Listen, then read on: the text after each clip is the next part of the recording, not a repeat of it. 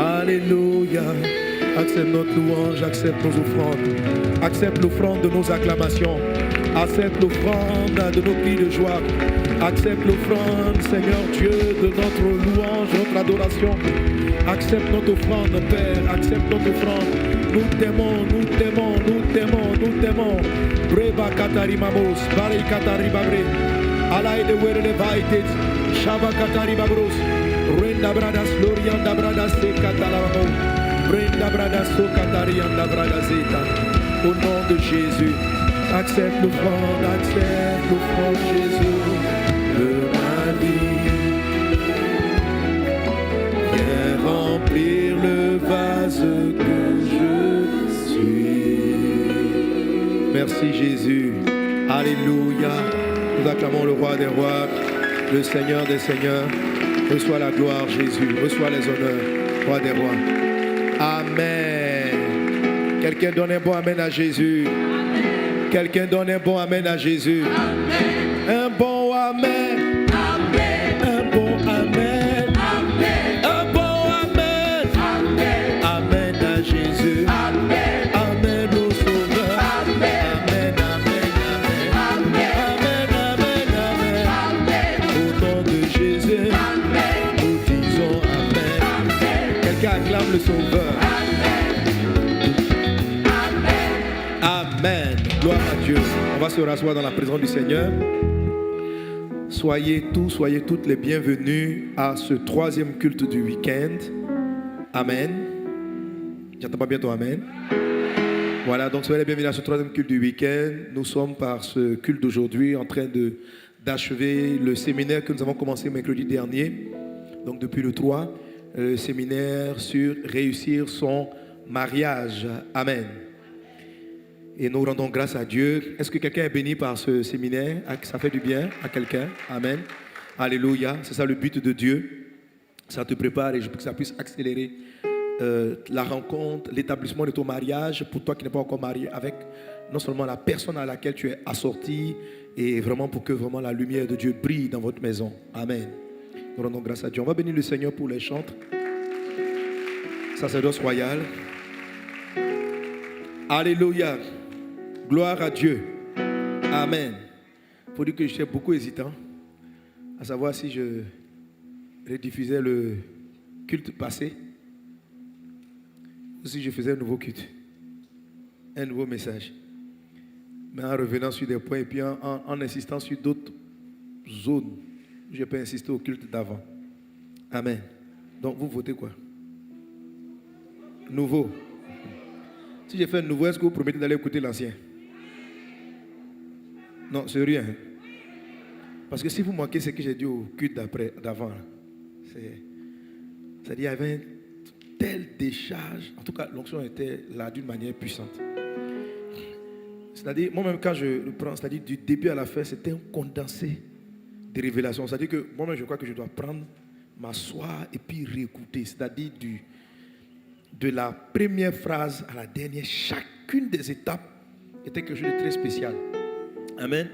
En fait, dans mon esprit, j'ai compris que c'est le genre de message qu'on ne finit pas d'écouter. Parce que c'est comme si Dieu nous a donné un condensé. Donc tout à l'heure, je suis en train de prêcher, j'ai dit, bon, cet esprit, tu fais la même chose au culte après, ouais. Ou bien tu les as zappés. Il y en a qui vont sortir les phrases encore pour me fatiguer. Double faveur. Alléluia. Donc priez pour moi, que Dieu m'accorde sa grâce. Amen. Afin que je puisse sortir des éléments complémentaires à ce que j'ai dit au culte précédent. De sorte que chacun puisse écouter l'ensemble et se donner un équilibre réel de ce message. Amen. Amen. Donc je vais partir à peu près sur les mêmes éléments. Mais le dernier point, le moment que je dois aborder aujourd'hui, c'est la lettre E. Je rappelle pour ceux qui nous prennent en marche que pour parler de la réussite du mariage, le Seigneur m'a mis à cœur d'aller sur la base de l'acrostiche du mot mariage. En fait, pour faciliter, pour nous remémorer facilement les 7 principes que nous allons étudier, que nous sommes en train d'étudier. Donc, un autre sous-thème, c'est-à-dire, on dira 7 principes d'orientation pour réussir son mariage. 7 étant le nombre de lettres qu'il y a dans le mot mariage. Amen. Et je fais sortir une petite nuance en considérant le mot mariage en anglais, qui se dit marriage. Et dans ce cas, quand on dit marriage en anglais, on utilise deux R. Donc je donne un autre sens à un deuxième R quelque part. Amen. Est-ce qu'on est ensemble? Alléluia. Que le nom du Seigneur soit béni. Amen, amen, amen. Merci Saint-Esprit. Merci pour ta grâce. Merci parce que tu m'accordes l'onction de ce culte au nom de Jésus. Amen. Gloire à Dieu. Amen. Dis avec moi, mon mariage doit réussir. Amen. Alors, le mariage est vraiment important. Le mariage est vraiment important. Réussir ton mariage, c'est important. C'est un élément qui est indispensable à l'accomplissement réel de ta destinée. Je n'ai pas dit que tu ne peux pas faire de grandes choses sans être marié, mais réussir ton mariage, réussir, c'est-à-dire connaître vraiment le bonheur, la valeur du mariage, maximiser le potentiel qu'il y a entre l'homme et la femme, c'est quelque chose d'important. Le mariage est une institution de Dieu. Et c'est tellement important que Jésus-Christ y a destiné son tout premier miracle. Vous voyez, c'est quand même important. Amen. La Bible dit dans le livre de Jean chapitre 2, je crois au verset 11 au verset 13, quand Jésus a changé l'eau en vin, la Bible dit, non pas le verset 1 s'il vous plaît, il faut aller totalement à la fin. La Bible dit que ce fut là, ce fut à Cana au verset 11, tel fut à Cana en Galilée le premier des miracles. Quelqu'un dit avec moi, premier des miracles. Le premier des miracles que fit Jésus. Le premier des miracles que Jésus a fait, ça a été d'apporter un vin nouveau dans un mariage. Certains prennent ce passage pour en faire un peu de trucs pour dire mais Jésus même il a fait son premier miracle avec du vin, donc je te mets en garde. Dis à voisin, fais attention. Amen. Parce que souvent les soulards, alléluia, amen. Bon, attends, je m'arrange un peu d'accord. Est-ce que vous pouvez fermer le micro là-bas? Le micro là-bas, parce que j'entends vos sons ici. Merci. Amen. Alléluia. Donc la Bible dit que, amen. Alors, que Jésus destine son tout premier miracle, à un mariage, ça montre la valeur du mariage. Jésus n'a pas utilisé son premier miracle pour faire marcher un paralytique, pour faire voir un aveugle, pour faire entendre un sourd. Mais le premier miracle que Jésus a destiné au monde, ça a été à un mariage. Cela nous révèle la valeur pour Dieu, l'importance du mariage. Le mariage est tellement important que la Bible peut dire en 1 Timothée chapitre 5 verset 8 que celui qui ne s'occupe pas bien de sa famille a régné la foi, il est pire qu'un infidèle. Que Dieu nous aide à saisir la valeur du mariage. La Bible, Dieu a regardé l'homme, Dieu t'a regardé, il a dit, il n'est pas bon que tu sois seul. C'est-à-dire, tu seras meilleur avec quelqu'un d'autre. C'est ce qu'il est en train de dire. Si tu es déjà bon tel que tu es, Dieu dit, tu peux être meilleur. Il y a un meilleur que toi, que cela en toi. Quel que soit ce que tu as pu réaliser, Dieu dit, il n'est pas bon que tu sois seul. Dieu t'a créé à son image, à sa ressemblance, mais il te regarde en face et il dit, tu seras meilleur avec quelqu'un. Et c'est là qu'il a établi le mariage. Parce que Dieu, le Créateur, estime que c'est une chose extraordinaire. Et ce combat-là, cette joie qu'on peut avoir, ce bonheur qu'on peut avoir dans le mariage, le sens du mariage est attaqué fortement par le diable, par l'ennemi, parce que Satan a peur de quelque chose, du plan que Dieu s'était donné en établissant le mariage. Quelqu'un donne un bon amen. Alléluia. Alors, le miracle de Jésus à Cana est très intéressant. Il est vraiment intéressant parce qu'il est bourré de leçons spirituelles. Il ne s'agissait pas de changer simplement de l'eau en vin, mais d'un message codé que Jésus-Christ nous a donné. Le code de ce mariage se trouve à l'intérieur des lignes de cette histoire. Alléluia. Alors, la Bible nous raconte que Jésus-Christ est arrivé à un mariage. Il a été invité. Dis avec moi, Jésus fut invité. Et là, comme vous pouvez suivre parallèlement, donc on est en Jean chapitre 2, verset 1. Il est dit, amen, Jésus fut invité à des noces. Alléluia. Et lorsqu'il arriva à ce mariage, la Bible dit qu'à un moment donné, le vin est venu à manquer. Dis avec moi, le vin est venu à manquer. Dans la parole de Dieu, le vin est une symbolique qui traduit soit le Saint-Esprit, amen, une autre symbolique qui peut traduire la Sainte Seine, le sang de Jésus, alléluia, ou le vin est une symbolique qu'on trouve dans le livre des Cantiques comme étant la manifestation du sentiment amoureux. Le sentiment amoureux. C'est-à-dire que lorsqu'un homme est amoureux, lorsqu'une femme est amoureuse de quelqu'un, lorsque des amoureux sont ensemble, la façon dont ils vivent et ils se comportent ressemblent à des gens qui ont bu du vin.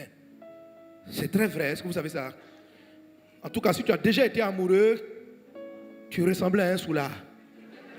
Alléluia. Alléluia. Vous savez, quand les gens prennent du vin et qu'ils sont ivres, ils sont étranges. Je rencontre comme ça des jeunes fiancés souvent qui parlent. Je dis, mais vous parlez combien de temps ensemble? Ils sont là. On a parlé toute la nuit. Ils s'envoient des SMS. Ils prient ensemble. Ils sont tellement contents. Chaque 10 minutes, ils s'envoient des mots. Où es-tu? Je suis là. Est-ce que, quand vous voyez le monsieur irresponsable, un gars bien, est-ce qu'il est normal? Ça veut dire, vous voyez des personnes, ils peuvent s'asseoir du matin au soir et puis on ne s'ennuie pas. On ne dit pas 2 fois la même causerie. Et on cause toute la journée. On est tellement heureux d'être ensemble, de marcher ensemble. Ça, c'est les soulards qui bavardent beaucoup. Je n'ai pas dit que vous êtes soulards. En fait, je sais te l'expliquer. Amen. En fait, dans l'île des quartiers qu'on comporte l'amour, c'est-à-dire que l'amour change. Le vin change la manière d'être d'une personne. Quand on est profondément amoureux, on fait des sacrifices. Vous voyez, quand les gens sont amoureux, c'est qu'ils ne peuvent pas dépenser en temps normal, ils le font. J'ai vu des personnes vider leur compte en banque pour offrir juste un voyage à celles qu'ils aimaient. Aller acheter des voitures, vider leur compte, ils se mettent en danger. Le gars qui est si méticuleux, si rangé, si calculateur dans son argent, quand il est fou amoureux, il oublie les règles et ses principes de fonctionnement. Des gens en pleine réunion, le monsieur en réunion, sa femme lui envoie, sa fiancée ou bien son amour lui envoie un mot. Comment tu vas, où es-tu? Et puis il répond, devant son ministre, le DG, il envoie sa main en bas et son téléphone. Bisous, bisous, je t'aime, je suis en réunion, bisous, bisous. Est-ce que tu n'es pas ivre? Alléluia. Amen. Donc le vin, lorsque la Bible présente le mariage comme étant le vin, ça il faut voir quantité des quantités pour comprendre pourquoi on appelle le mariage, ou bien pas le mariage en fait, le sentiment amoureux comme étant le vin. Et cette histoire de Cana, en fait, fait référence, est une histoire codée qui nous révèle la valeur de ces choses-là. Donc Jésus arrive à ce mariage et la Bible dit que le vin ayant manqué, donc le vin ayant manqué, ça veut dire qu'à un moment donné, au début du mariage, les gens ont bu le premier vin. Le couple, la famille est en train de fêter le premier vin. C'est-à-dire c'est le moment merveilleux. C'est le moment, vous avez été amoureux. Je dis que c'est le moment où les gens font des choses bizarres. Une fille qui était rangée, correcte, quand son amoureux lui donne rendez-vous, elle saute la clôture. Elle fait des plans avec sa petite soeur.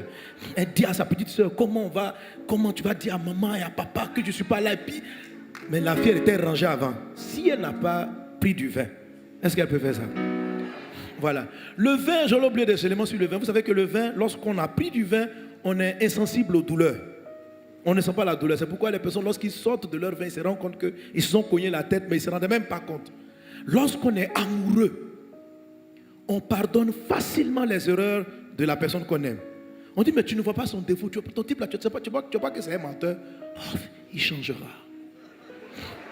Tu vois pas qu'il est... Il est bizarre, mais c'est comme si le sentiment amoureux t'amène à couvrir beaucoup de fautes. Notez bien cela, c'est très important pour comprendre ce que Jésus a fait dans votre couple. Alléluia. Parce que c'est important d'avoir du vin. Vous allez voir pourquoi le vin est si important dans le mariage. C'est important d'avoir du vin. Pas le vin en bouteille, pas Valpierre, pas la dernière crue de quelque chose, pas ça.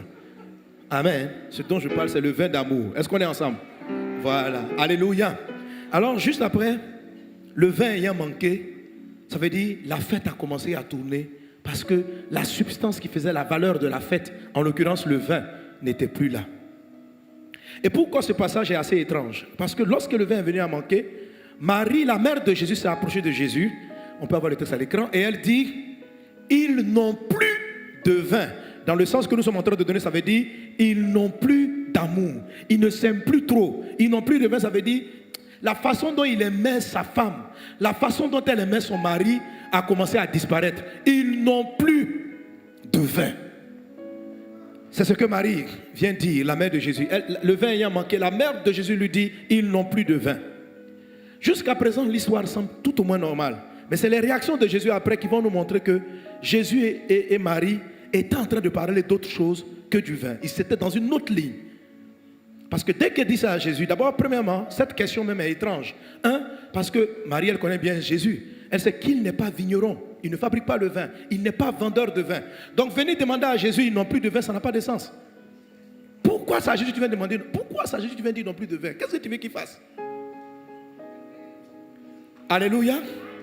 Amen. Oh, mon ami, je t'assure, ce phénomène est celui-là vers lequel tu dois te tourner. C'est vers Jésus. Tu dois te tourner pour dire: Seigneur, mon mari là, je ne l'aime plus. Ma femme là, je ne l'aime plus. Ce foyer, je ne le supporte plus. Mon Dieu, il n'y a plus de vin dans ma maison. Elle s'est tournée vers Jésus. Jésus semble ne pas être la personne peut-être appropriée, mais tu dois te tourner vers Jésus. Et laisse continuer la suite. Alors, elle dit non plus de vin. Et la réponse de Jésus est tout aussi étrange. Regarde ce que Jésus dit. Jésus dit, le vin est manqué, la mère de Jésus lui dit, ils n'ont plus de vin. Et puis, Jésus lui répondit, femme. Il n'a pas dit maman. Il dit femme. Dis avec moi, femme. Ok. Il dit, qu'y a-t-il entre moi et toi? Mon heure n'est pas encore venue. Alors, de quoi Jésus est en train de parler? Est-ce qu'il y a une affaire d'heure ici? Est-ce que Marie a demandé l'heure? Qu'est-ce qu'elle lui a demandé de faire? Elle a juste dit, ils n'ont pas de vin. Au moins, si elle avait demandé, Jésus fait un miracle. Mais pourquoi Marie est-elle partie demander cela à Jésus? Est-ce que ça a un sens? Pourquoi la question est étrange? La Bible nous dit, on a déjà lu, que c'était le premier miracle de Jésus. C'est-à-dire que Marie et personne d'autre n'avait un antécédent où Jésus avait fait un miracle. C'était la toute première fois. Si on aurait compris la démarche de Marie, si elle avait déjà connu le miracle de la multiplication des pains. Donc il n'y avait pas du pain, Jésus a fait un miracle, le pain s'est multiplié. Mais ici, c'est le premier miracle. Donc il n'y a pas d'histoire de multiplication, il n'y a pas cette histoire. C'est pourquoi l'histoire est assez étrange. Est-ce qu'on est ensemble? Alléluia. Donc, lorsqu'elle dit ça, Jésus comprend que sa maman, sa mère, Marie, est en train de l'appeler à faire quelque chose d'étrange. Et il lui explique que son heure n'est pas arrivée. Et Marie aussi, donc, dès qu'elle finit cela, verset 5, sa mère dit au serviteur, faites ce qu'il vous dira. Est-ce qu'il a dit, va faire quelque chose? D'abord, étrange. Étrange. Mais de ce mariage, cette histoire-là est un décodage spirituel pour restaurer les couples détruits. Pour ramener le vin dans ta famille, dans ton couple. Pour te préparer à connaître un bonheur réel dans ce que Dieu a créé lui-même. Le mariage n'est pas une invention des hommes. Le mariage n'est pas une bonne idée des mères. Le mariage n'est pas une bonne idée de la société. Le mariage a été initié par le Créateur de toutes choses. Alléluia. Ils n'ont plus de vin. Et après, il y a eu cela. Alors, ils n'ont plus de vin, qu'est-ce que ça signifie? Effectivement, quel que soit le type de relation, quand vous êtes profondément amoureux, à un moment donné, le vin finit. Pas manquer. Le vin finit. Dis à ton voisin, ça va finir. J'ai un couple, j'ai au moins 2 ou 3 couples en ce moment-là. J'ai suivi leur fiançailles. Je n'ai jamais vu des gens aussi amoureux. Mais aujourd'hui, de la façon dont ils veulent se blesser. La femme part, on lui demande pardon, revient. Elle part. Elle dit, je n'aime plus, je ne le supporte plus. Mais je ne peux pas m'imaginer que c'est ces gens-là. Je dis, dès que je suis assis, j'étais assis avec le frère. Laisse son téléphone sonne. Je dis, c'est qui? Il sourit. Et il m'appelle papa, il dit, papa. Je dis, c'est vrai. Il dit, je l'aime. Et quand je la rencontre aussi, là, chaque fois, des textos à tout moment. Oh, la nuit, ils sont au téléphone, ils prient ensemble. Prions pour notre future vie. Ils prient, ils parlent. De minuit, 22h jusqu'à 3h, 4h du matin. Qui a fait ça ici? Non, bon. Maintenant, la Bible dit, le vin est venu à manquer. Ça veut dire quoi, le vin est venu à manquer? À un moment donné, ce sentiment commence à disparaître avec le temps. Donc, quand il y avait le vin, le monsieur au travail, il s'envoie les textos. Bisous chérie, où es-tu? Lui aussi, je t'aime, mon cœur. Je suis au boulot. Elle savait qu'il était au boulot. Lui aussi, il savait. Mais ils doivent se demander quand même. Au boulot. Bisous. Là, il y a le vin. Après, le vin diminue. Elle envoie un mot. Elle enlève le bisou. Elle dit, chérie, où es-tu? Le vin a diminué. Il enlève bisou là. Je suis au travail. Le vin descend. Quand le vin est presque fini. Chérie, où es-tu? Il y a quoi?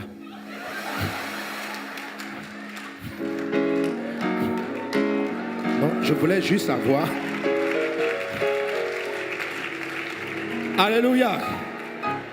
Tu ris, tu connais ça. Il y a des gens qui ont épuisé leur vin. Et quand la bouteille d'amour se vide, alors c'est catastrophique. Chérie, où es-tu? Il y a quoi? Tu ne sais pas que je suis au travail. Je ne t'ai pas dit de ne pas m'envoyer des mots que je suis au travail. Il ne faut pas m'énerver. Mais ce n'est pas pour t'énerver. Tu es parti de la maison, tu n'as pas laissé l'argent pour payer le gaz. Et puis ça se frappe au téléphone. Ça, le vin est fini. Le vin est fini parce qu'ils prennent les carafes et ils se sont cassés les carafes sur la tête. Alléluia. La Bible dit que le vin ayant manqué. Donc l'amour ayant disparu. Marie est venue le voir. Elle dit à Jésus, ils n'ont plus de vin. Et voici le miracle. Parce qu'après Jésus va faire un miracle. Le miracle de Jésus va reproduire du vin. Mais le vin de Jésus, quand vous lisez l'histoire, est de meilleure qualité que le premier vin. Le vin est indispensable, vous allez le voir dans la suite du message. Dans un foyer, il faut du vin.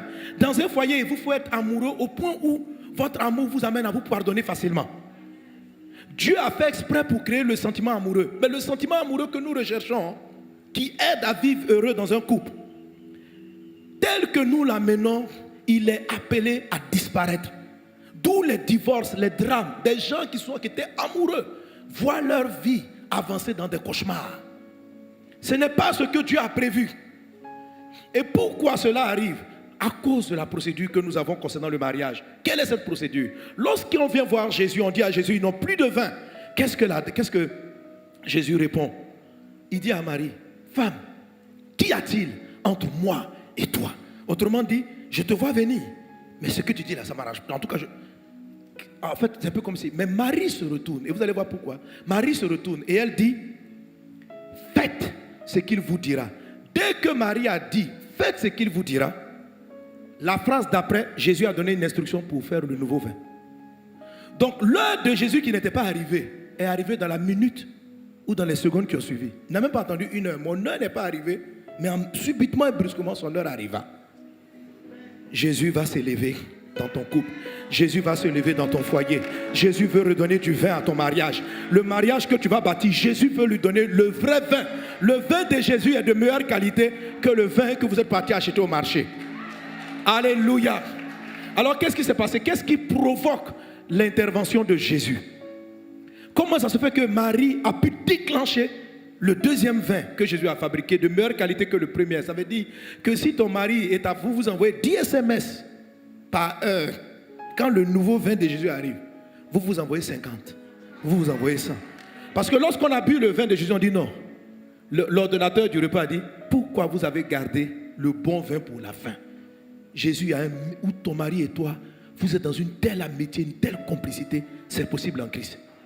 Amen. Mais il faut faire ce qui s'est passé. Il faut produire ce qui s'est passé. Alors, lorsqu'elle interpelle Jésus, Jésus lui dit, qu'y a-t-il entre moi et toi? Et puis elle va dire, maintenant Jésus, elle va dire, lorsqu'elle dit, dire à ses disciples, dire aux serviteurs, faites ce qu'il vous dira, ça veut dire ceci.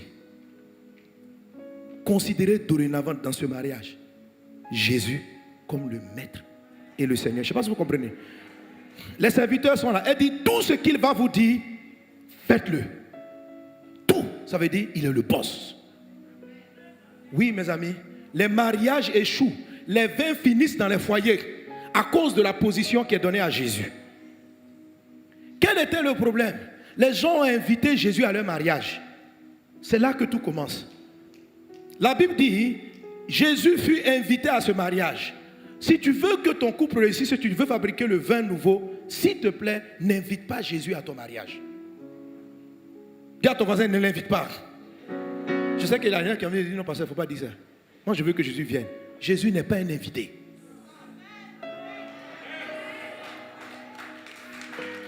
Amen. Écoutez, mes amis, il y a des invitations qui peuvent être perçues comme des injures et comme un manque de respect. Par exemple, ton papa, tu ne peux pas l'inviter à ton mariage. Toi, tu es une mère, tu as enfanté, tu as ta fille, tu as ton fils. Tu apprends qu'il se marie, il t'envoie une carte d'invitation. Il ne t'a jamais présenté sa fiancée. Il t'envoie une carte d'invitation. Papa, je veux t'honorer le jour de mon mariage. Je t'informe, je t'invite, tu es mon invité d'honneur. Ton enfant que tu as élevé. Tu es invité comme, même si tu es invité comme chef d'État. Est-ce que c'est acceptable? Ton enfant vient, tu es là et puis tu apprends une carte d'invitation. Tu es le réinvité du mariage. Tu dis de qui? Tu regardes, c'est le nom de ton enfant. Il s'est marié? On dit oui. Et puis l'invité dit, et en plus, il va te faire des cadeaux. Tu seras à l'honneur. Est-ce que c'est un honneur? C'est un déshonneur. C'est une blessure. Dieu ne s'invite pas à un mariage. Un père ne s'invite pas à un mariage. Un père est un marieur, c'est-à-dire c'est le père qui marie ses enfants. Il n'est pas un invité. Il n'a pas la place d'un invité. Il n'a pas le rôle d'un invité.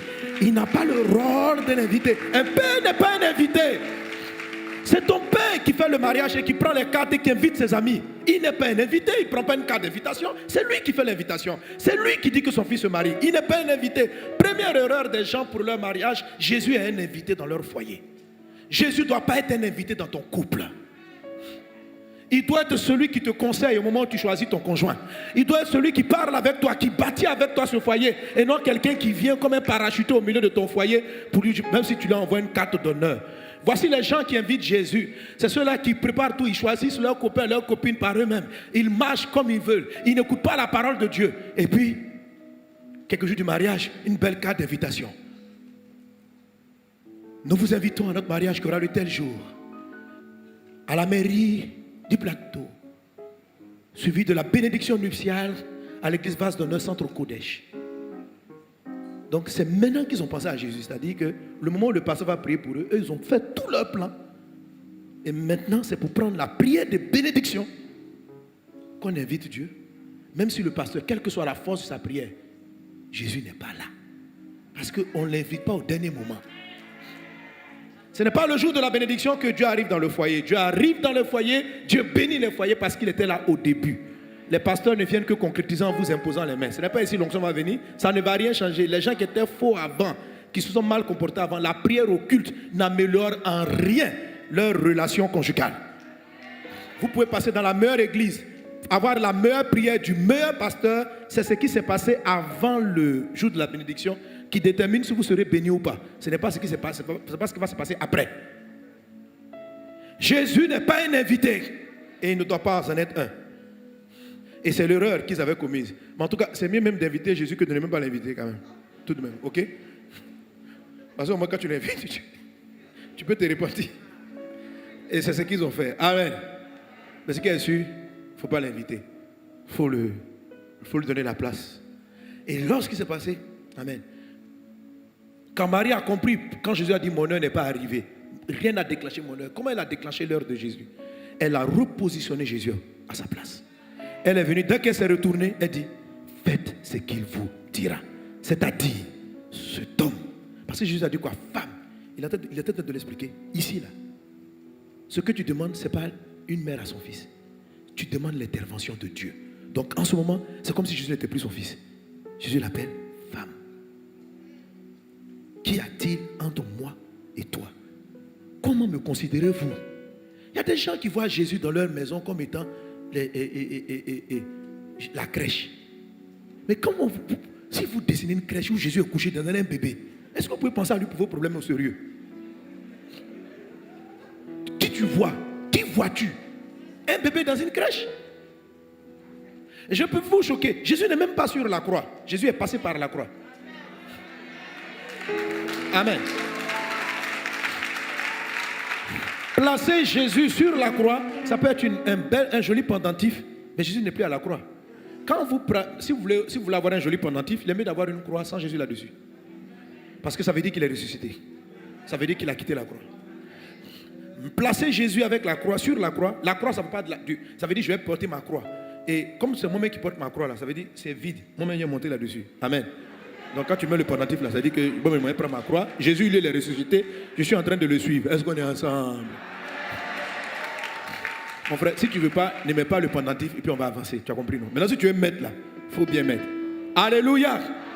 Voilà, parce que le Jésus, La croix, ça ne parle pas de la douleur, mais ça dit aussi qu'il va ressusciter.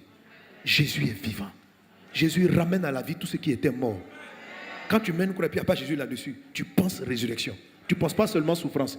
La croix te rappelle la souffrance, mais vie te rappelle la victoire. Est-ce qu'on est ensemble? Donnez un bon amen à Jésus. Donnez un bon amen à Jésus. Donc Marie a repositionné le rôle de Christ. Elle dit c'est le boss. Mes amis, c'est ce qui se passe. Pour que le vin d'amour revienne ou vienne, il ne faut pas que Jésus soit un saint personnage dans votre vie. Il faut qu'il soit le maître. Il doit être le seigneur de ton mariage. Il doit être le dirigeant. Tu dois te soumettre à lui. Le mariage, ce n'est pas une invention des hommes. C'est Dieu qui a fabriqué son affaire. Le sentiment amoureux, ce n'est pas des gens. Vous constatez que vous êtes amoureux. Vous constatez après certaines blessures que vous commencez à haïr. Vous constatez vos sentiments et vos émotions. Vous n'en êtes pas les fabricants. Dieu a créé le mariage. Mais nous ne faisons pas référence à lui. Nous avons habillé le mariage à notre propre méthode, avec nos propres coutumes, nos propres traditions. Comme si le mariage venait de notre village. Le mariage n'est pas de ton village. Avant ton village, Dieu avait marié. Donc qui t'a dit que tu dis non, moi je vais me marier selon ma coutume. Quelle coutume? Le mariage précède la coutume de ton village. Tu ne peux pas te marier avec la coutume. Tous ceux qui se marient selon la... Je n'ai pas dit de ne pas aller saluer les parents. Dieu dit même de les saluer. Mais le modèle qu'il faut regarder, c'est celui de Dieu. Mais au-delà de cela, Jésus doit être le Seigneur de ton mariage. Le Seigneur du mariage, c'est ce que la dame dit. Faites ce qu'il vous dira. Ça veut dire qu'il est Seigneur. Plusieurs marchent avec Jésus comme étant le Sauveur. Mais pour que ton couple soit restauré, Jésus ne doit pas être ton Sauveur seulement. Il doit être le Seigneur. Ça veut dire celui à qui tu obéis à la lettre. C'est la première condition. Dès que Marie a dit, faites ce qu'il vous dira, l'heure qui devait arriver arriva. Dès qu'il a pris sa place, il dit, bon, ok, amenez, où sont les vases? Faites ceci, faites cela. Il faut refabriquer un vin nouveau. Et la joie est revenue dans le mariage. Ça, c'est Jésus. Donne-lui la place. Replace le Seigneur. C'est-à-dire, fais ce qu'il te dit. Quand il te dit, tu ne coucheras pas avec quelqu'un avant le mariage, il t'a dit. Il ne faut pas jouer avec tes expériences. Tu vas regretter. Le monsieur vient t'expliquer, non, si je n'étais pas goûté, ma soeur, tu vas faire exactement ce qui va vous détruire. Tu n'as pas fabriqué le mariage. Les problèmes que tu as, la fin de vin de votre couple, vient de ce que vous vous êtes connus. Les problèmes que tu vis aujourd'hui, tu crois que c'est juste un palabre sur l'éducation des enfants. Mais c'est une brèche que tu as ouverte depuis avant ton mariage, en n'ayant pas Jésus comme Seigneur. Peut-être que si tu étais chrétien, tu l'avais juste comme ton sauveur. Tu n'as pas la crainte d'obéir à ton Seigneur. C'est ce que tu récoltes aujourd'hui.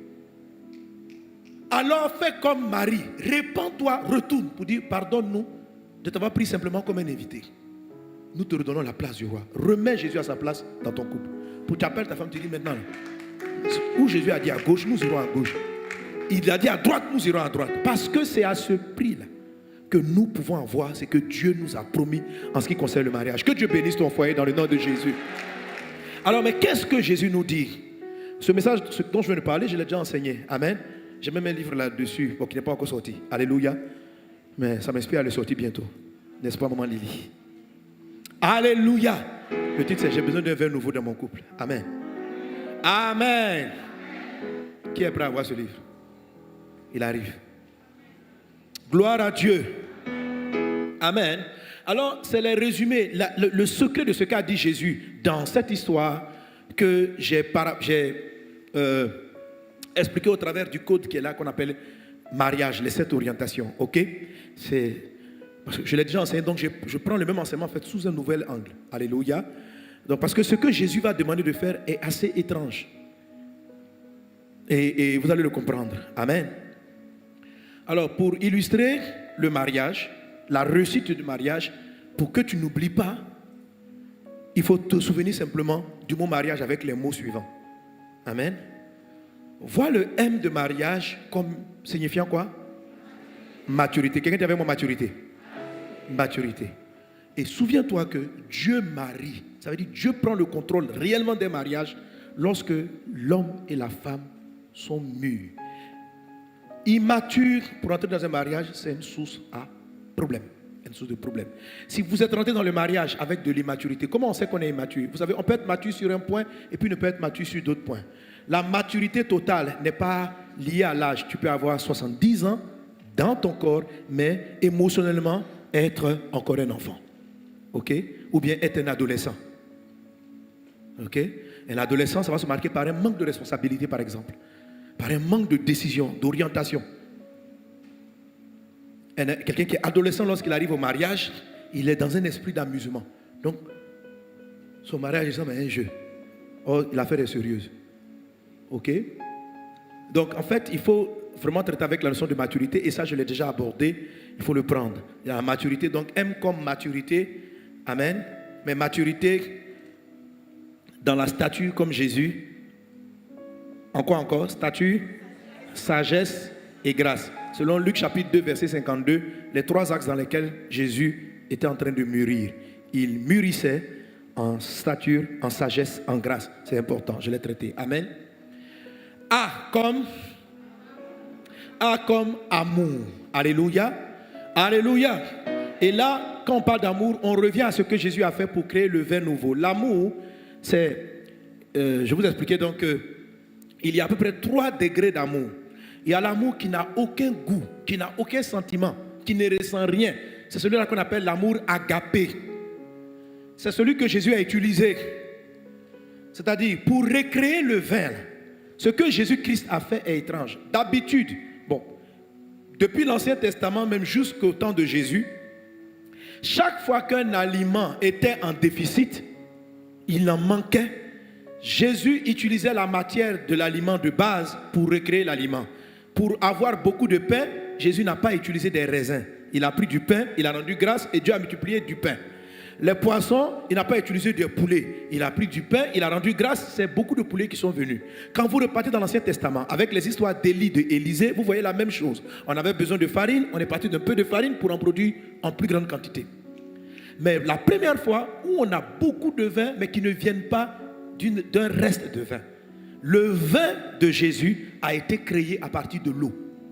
Ça a un sens profond. Est-ce qu'on est ensemble? Est-ce qu'on est ensemble? Alors, le vin est quelque chose qui a du goût. L'eau n'a pas de goût en tant que tel. L'eau est neutre. Donc, le vin de Jésus ne se crée pas à partir de la vigne. Ne se crée pas à partir des raisins. Le vin de Jésus vient à partir d'un phénomène totalement différent qui est l'eau. L'eau est le symbole de l'amour de Dieu. Est-ce qu'on est ensemble? Amen. C'est ce que j'ai appris dans le A, l'amour agapé. C'est un amour de décision avant d'être un amour sentimental. Et je vais vous expliquer cela longuement. Le jour où tu as choisi la femme que tu dois marier, tu as choisi l'homme que tu dois marier, tu ne dois plus te fier à tes sens. Ce n'est pas parce que tu ressens que tu vas dire je te serai fidèle jusqu'à la fin de nos jours. Il ne faut pas prendre une décision sur tes émotions. Ça ne tiendra pas. La fin de tes jours ne va même pas arriver que tu seras prêt à l'abandonner. Pourquoi? Parce que tes sentiments sont partis chez Gasparette. Donc tu vas aller dire à Gasparette, parce que tu es en train de faire ton deuxième mariage à Gasparette, je te serai fidèle, je t'appartiens jusqu'au retour. Jésus n'est même pas en route de revenir même, que tu l'as déjà laissé. Frère, arrête ça. Amen. Quand on dit je te serai fidèle, je t'aimerai, ça n'a rien à voir avec le sentiment. C'est une décision qu'on prend. Donc c'est comme de l'eau. Tu n'as pas besoin de sentir quelque chose. L'eau est indispensable. On ne boit pas l'eau parce qu'il a un goût. On boit l'eau parce que c'est nécessaire à la vie. On boit l'eau pour se désaltérer. On boit l'eau parce que le corps en a besoin. Jésus a pris de l'eau pour recréer le vrai amour. Jésus a pris de l'eau. La décision est ce qui précède la vie. La décision est ce qui précède la vie. On ne vit pas avec ses émotions. Pour qu'il n'y ait pas d'accident au carrefour, on prend la décision de s'arrêter au feu rouge. On ne suit pas les émotions. Sinon, il n'y a plus de règles dans la société. Si quelqu'un s'arrête à un feu tricolore où il dépasse en fonction de ses sentiments, vivent les accidents. Et il y a même beaucoup d'accidents même à cause de ça. Voilà. Le gars arrive, on dit, pourquoi tu ne t'arrêtes pas? Il dit, je ne suis pas hypocrite, je n'ai pas senti. On dit, pourquoi? Il dit, non, moi, tu vois, moi, je fais ce que je ressens. Mais frère, ce n'est pas une affaire de ce que tu ressens, c'est une affaire des règles. Il n'y a rien à ressentir. Le mariage est basé sur aucun ressenti. Le mariage qui va devenir joyeux, on ne ressent rien. On décide. Alléluia. Tu regardes la femme, tu décides de prendre soin d'elle, de la garder, de l'équiper. Tu décides. Tu regardes le monsieur, tu dis je vais le respecter. Pourquoi? Parce que tu as vu d'autres critères, entre autres la critère de la maturité. Mais il y a une petite attraction quand même. J'en arrive à l'attraction. Il y a une petite attraction. Et sur la base de l'attraction, après avoir prié avec Dieu, constaté la maturité, tu décides. Et tu honores ta décision, peu importe ce que tu ressens. Et tu vas voir que c'est de l'eau que va sortir un vin. ta décision va engendrer un amour pour ton conjoint qui lui ne finit pas. Mais si c'est tes sentiments qui font que tu déclares ta fidélité est une fidélité de paille. Si ce sont tes sentiments qui font que tu décides, c'est parce que tu ressens que tu lui achètes une voiture, bientôt tu ne lui en achèteras plus. Si tu offres des vacances à ta femme parce que tu ressens, il ne faut pas lui offrir parce que tu ressens, il faut lui offrir parce que tu as décidé. Tu n'as rien à sentir ici. Dis à un voisin, rien à sentir, arrête de nous fatiguer. Je sens, quel sentir? On dit chérie, on va en vacances. Je ne sens pas, on s'en fout de ta sensation. Dis à un voisin, on s'en fout de ta sensation. Arrêtez de nous fatiguer. Est-ce que c'est toi qui as créé le mariage? Dieu dit on ne ressent rien, toi tu n'as qu'à ressentir. Le sentiment là, c'est Dieu qui l'a créé. Quand tu commences par ce qui n'a pas de goût, l'eau, le vin vient après. Et quand le vin arrive, quand tu le goûtes, tu dis waouh. C'est-à-dire l'amour que tu vas avoir pour la femme que tu as décidé d'aimer, le respect que tu vas avoir pour le mari, les textos que vous allez vous envoyer pour la personne, sur la base de la décision, ça monte. Donc il est quelquefois indispensable que lorsque vous êtes trop attaché aux sentiments, que Dieu laisse votre amour finir d'abord. Parce qu'il y a des gens, leur vin ne veut pas bien finir. Donc Jésus attend seulement. Donc les gens font tout pour conserver le reste. Il dit Seigneur, sauve notre couple, sauve notre couple. Il dit je ne vais pas sauver, je vais créer un nouveau couple. Je vais engendrer quelque chose de nouveau. Il dit mais pourquoi? Il dit parce que le fondement est mal. Tu as marié cette dame-là parce que tu étais émerveillé par sa forme physique. Maintenant tu as vu l'âge en train d'avancer, elle a commencé à maigrir. Sa poitrine est tombée, on fait comment? Tu dis non, mais oui. Tu as aimé ce monsieur par tes sentiments parce qu'il était beau, parce qu'il avait l'argent. Quand tu vois son argent, son élégance, yes! Mais maintenant il a perdu son travail. Il est moins élégant. Il n'arrive à moins agir. Tu fais comment? Tu le laisses? Ça, ce sont les mariages sentimentaux charnels. Ça n'a rien à voir avec le futur. Tu regardes la personne, tu décides de l'aimer. Qu'il soit beau, qu'elle perde sa beauté, qu'elle garde sa beauté. Tu l'aimes. Parce que ton amour n'est pas basé sur l'apparence, sur le physique. Rien du tout. Il est basé sur un choix de vie. C'est un choix de vie. C'est ça le A de l'amour du mariage. C'est lui qui fait réussir les mariages. Ce n'est pas autre chose. Amen. Quand Dieu dit Marie, aimez vos femmes, c'est de l'amour agapé, pas l'amour philo ni l'amour éros. Et de ce amour-là vont découler tous les autres. Tu seras attaché à ta femme comme pas possible. Qu'il en soit ainsi dans ta vie dans le nom de Jésus. Amen. Dis avec moi R. Alléluia. C'est ça, non? Après A, c'est quoi? R. Je vais vous expliquer. C'est quoi? C'est le rêve. Amen. Voilà. Je l'ai expliqué. Vous écoutez les autres messages. C'est là-dedans. Donc, rêve. R comme rêve. Et je le dis encore. Tu ne peux pas atteindre une destination si tu n'as pas pris le temps de l'anticiper dans ton cœur. Tu vois un mariage de rêve ou bien tu vois un mariage réussi. Il faut que tu donnes un sens à la réussite du mariage dans ton cœur. Ça veut dire quoi ton couple a réussi, selon toi? Si tu ne sais pas où tu t'en vas, tu vas aller nulle part. Ok? Alléluia. Tu dois visualiser, tu dois rêver. Tu dois rêver un couple réussi. Tu dois rêver. Avant même ton mariage, tu dois rêver. Tu dois voir, tu dois imaginer. Dieu travaille à partir de votre imagination.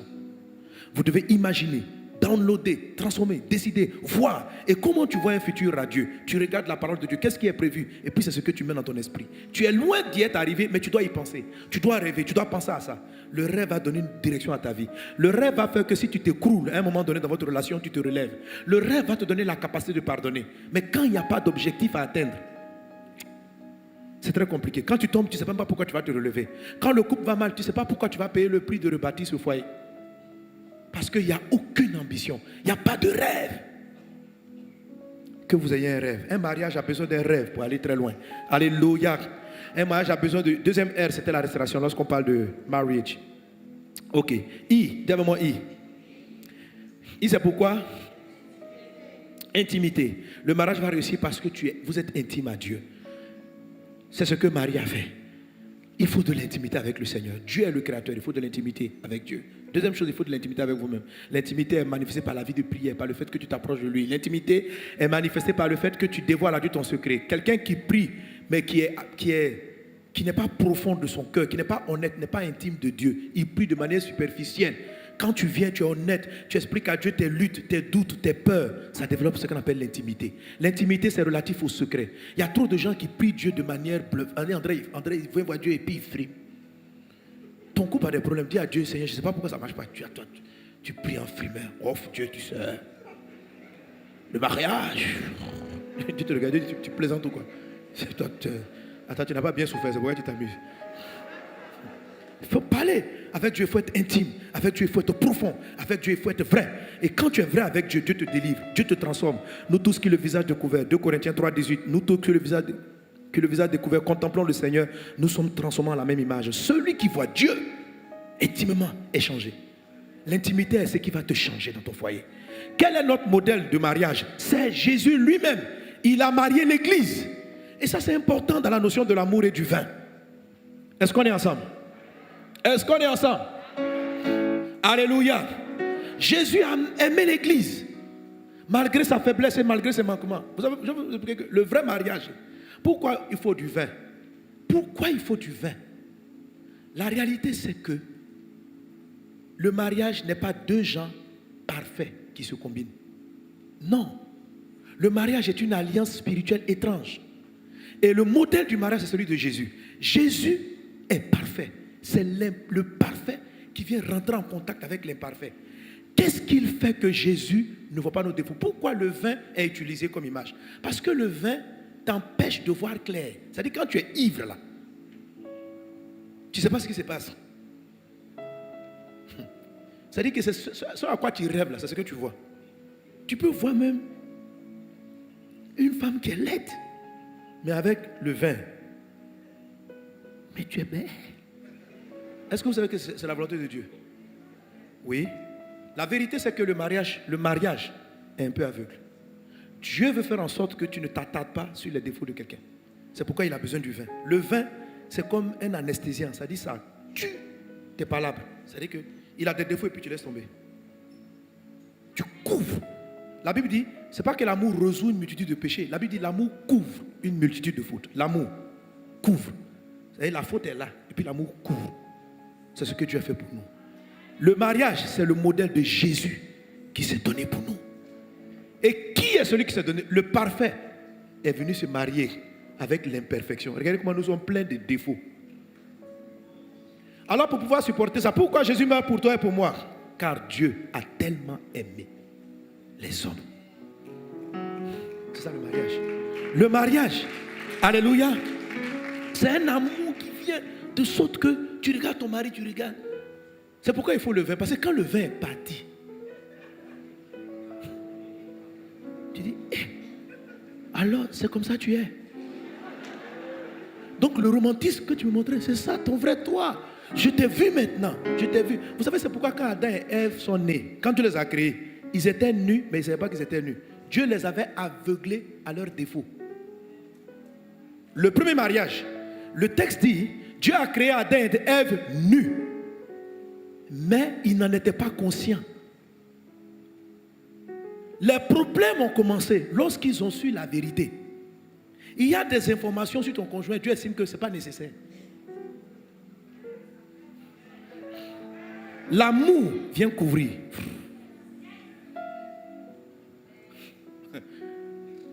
Est-ce qu'on est ensemble? Alléluia.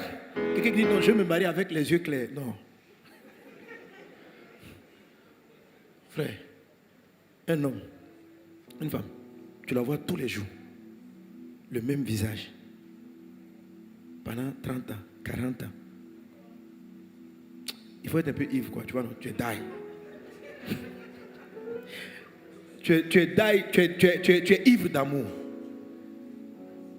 Ça va vous donner la facilité de vous pardonner.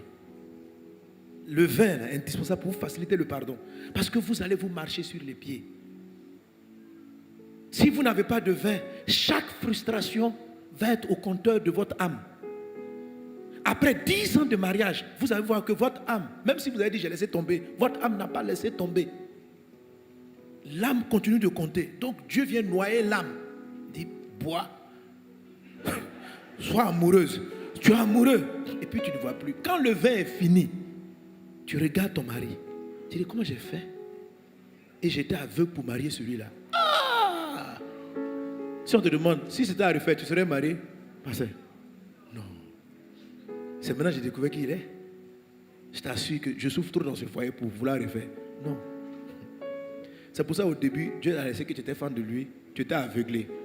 Tu vois, qui est ton fiancé? L'homme le meilleur sur la terre. C'est le vin qui fait ça. Qui est ta femme? Elle est trop parfaite, elle est trop bien. Ça c'est le vin. Dieu a laissé le vin. Surtout maintenant de nos temps, là, on est devenu tellement bizarre que Dieu laisse le vin arriver d'abord. Le temps qu'on rentre dans le mariage, il dit, vous êtes mariés? Non. Il dit, voilà, attends, le vin va finir. Laissez-moi, j'ai emmené le deuxième vin. Quand le vin finit, vous vous rendez compte? Mais ma soeur, ton caractère, moi je ne peux pas supporter ça. Tu dis 1, elle dit 50. Oh, vous avez cheminé 2 ans. Vous dites quoi? C'est le vin qui a fait que vous n'avez pas vu ça. Maintenant vous êtes liés, maintenant vous vous découvrez. Oh Dieu, Dieu dit calme-toi, il faut que je t'envoie un nouveau vin. Sinon tu dis je veux sortir, on dit il ne faut pas sortir. Il y a un vin de meilleure qualité qui va venir te faire oublier.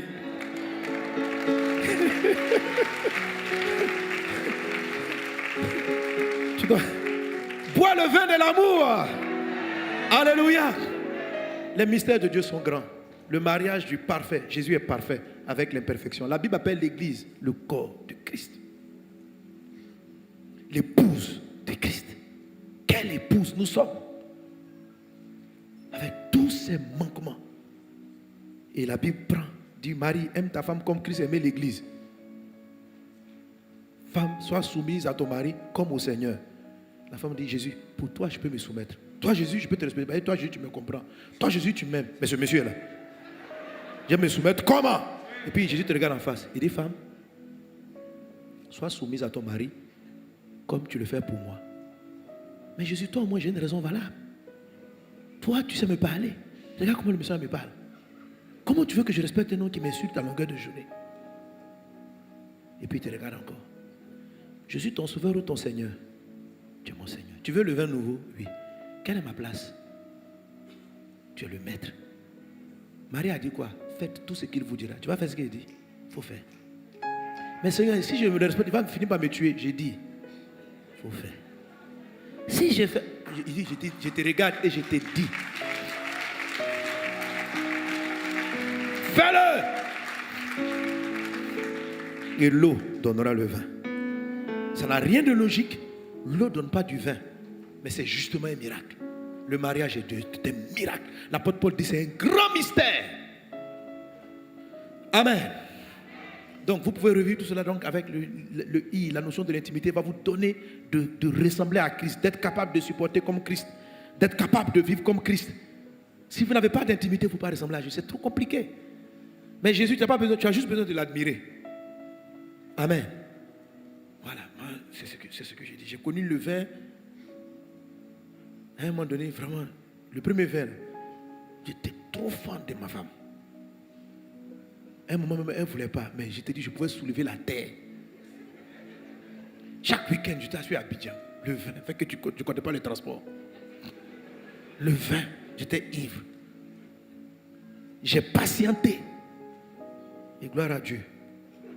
Alléluia. Après ça, à un moment donné, pour que ça revienne et que ce soit le meilleur vin, le Seigneur m'a dit, prends-moi comme modèle. Regarde-moi. Et j'ai regardé Jésus. Dans sa présence, en disant à mon cœur, Seigneur, telle chose est dure. Il dit, observe-moi, tu es changé au fur et à mesure. À un moment donné, tu ne te rends pas compte, ce qui t'énervait, ne t'énerve plus. Ce qui te faisait mal, te fait plus mal. C'est un miracle. Et puis tu continues, tu regardes ta femme encore, tu te rends compte que l'amour que tu as d'elle est meilleur que ce que tu avais avant. Moi, plus les jours avancent, plus je suis trop fan de ma femme. Alléluia. Oui.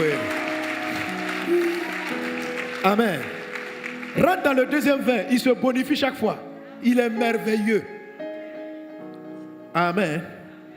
Mais nous, on n'est jamais arrivé à la carafe à se casser sur la tête. Alléluia. Ok. Le deuxième A, c'est quoi? Amen.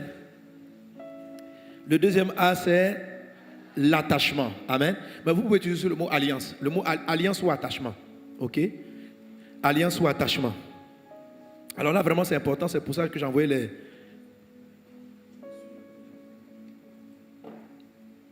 J'ai envoyé ces choses-là. Ce sont des aimants, et puis un boulon et l'écrou.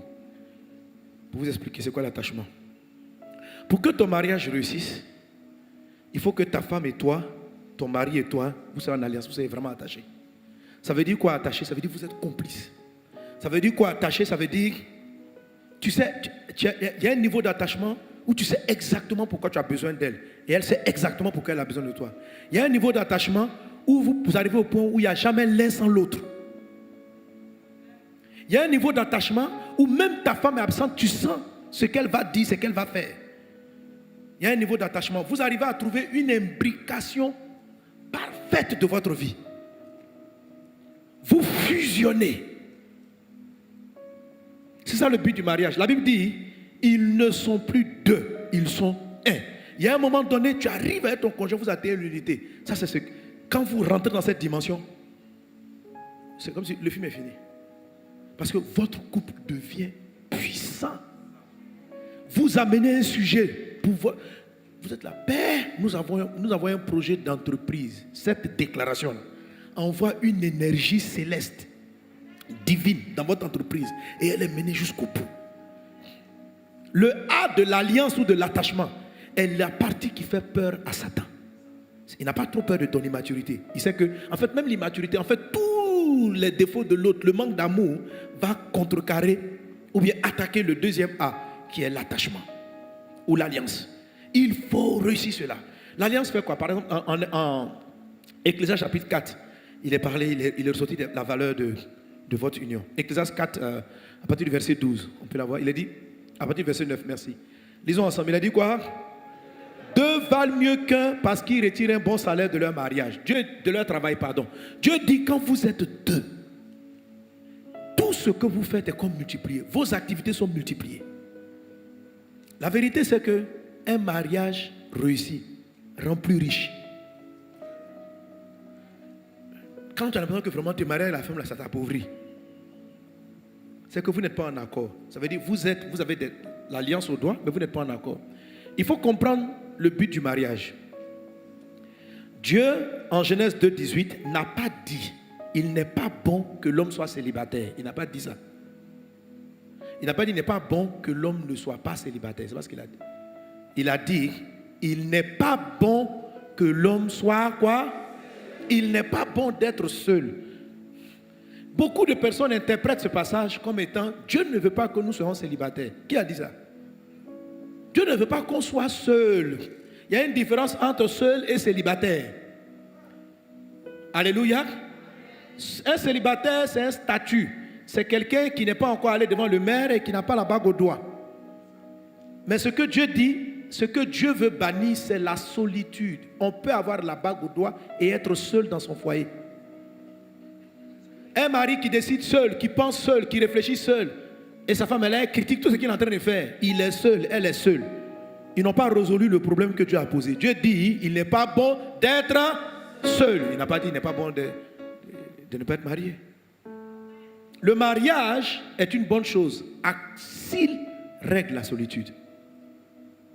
Mais si le mariage ne peut pas régler la solitude, il est préférable d'être seul. Est-ce qu'on est ensemble? Si avoir la bague au doigt fait que tu fais seul ton affaire, il n'y a aucune complicité entre ta femme et toi, c'est que pour Dieu, ce n'est pas ce qu'il cherchait. Il n'a pas dit que tu dois avoir quelqu'un dans ton lit. Il dit, il n'est pas bon d'être seul. Et les gens ont des problèmes avec le mariage parce qu'il y a certains gens qui se marient, mais ils aiment être seuls même.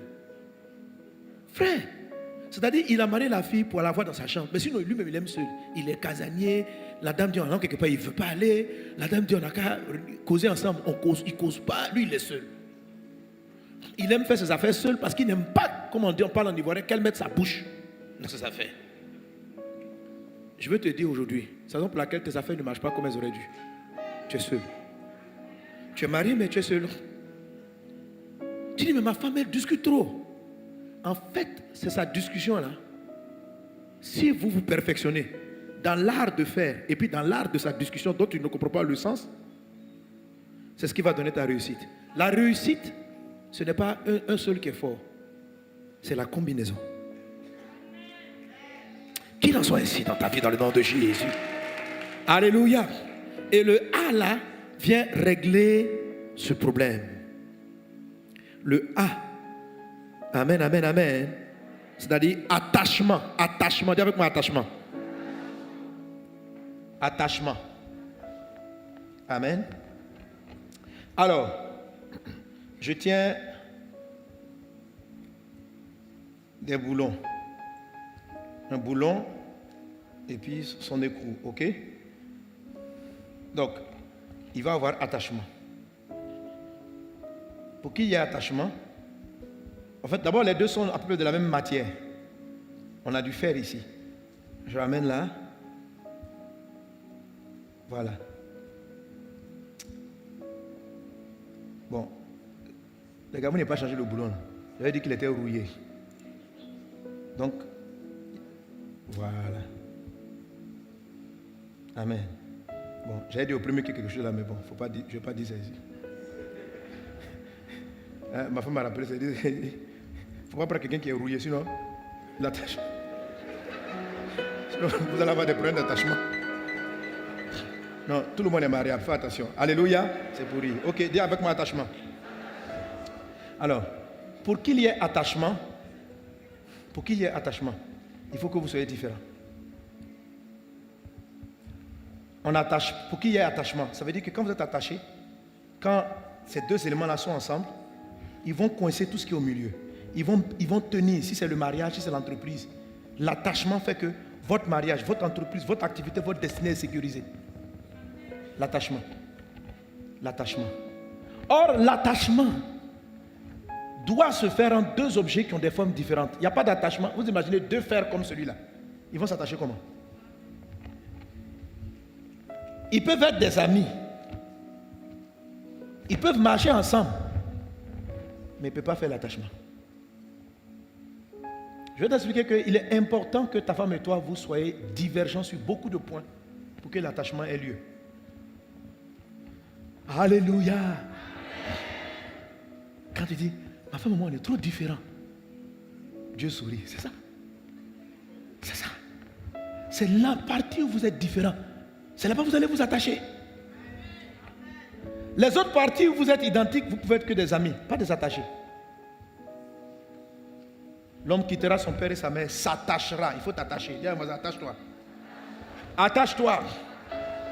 Alléluia. Gloire à Jésus. Est-ce qu'on est ensemble? Est-ce qu'on est ensemble? Amen. Amen. Alors, il faut se disposer à être attaché. Il faut se disposer à s'attacher. Pour être disposé à être attaché, il y a des préalables que j'explique dans cet ouvrage. Le pleinement béni numéro 2, les jours 28, à partir du jour 28, j'explique un peu, il y a ce qu'on appelle le préalable. Amen. Alors, pour comprendre un peu ce préalable, je vais illustrer maintenant avec les aimants. Si vous connaissez le principe des aimants, c'est que les aimants ont deux pôles. Ils ont deux parties. Il y a une partie qu'on appelle la partie négative moins, il y a une partie qu'on appelle la partie positive plus. Les aimants sont censés se coller. Ils sont censés s'attacher. Mais les aimants ne s'attachent qu'aux parties inverses. Par contre, les parties identiques se rejettent et se repoussent. Alléluia. Alors, donc, si plus, je vais considérer que là où j'ai les mains ici, c'est la partie plus. Donc là, c'est le frère Gasparien qui veut marier. Là, comme montez bien. Voilà. Voilà Gasparette. Voilà Gasparien, le frère. Gasparette, qui est ce aimant, est chez ses parents. L'homme quittera son père et sa mère. Gasparien quitte son père et sa mère. Et il vient vers Gasparette. Oh Gasparette, veux-tu de moi? Gasparette dit non.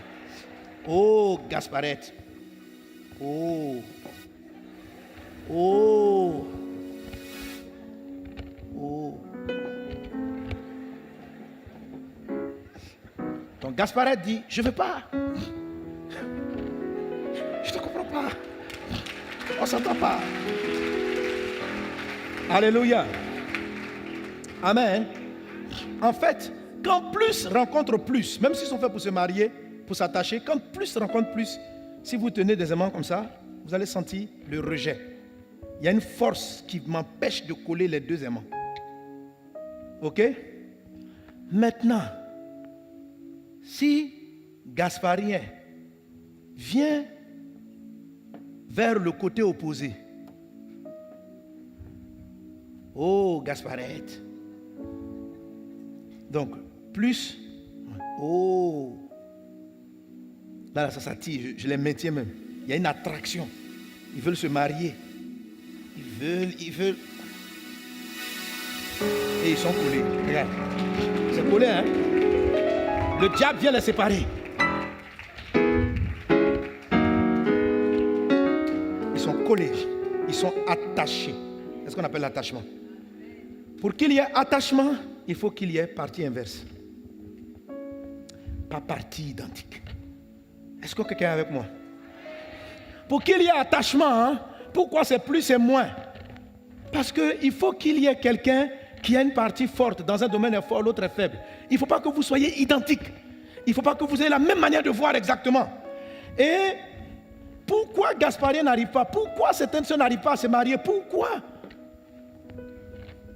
Certains hommes ont des difficultés de mariage parce qu'en fait, ils ne donnent pas de place. C'est-à-dire, quand Dieu dit il n'est pas bon d'être seul, dans leur tête, ils s'aiment tellement qu'ils se préfèrent seuls.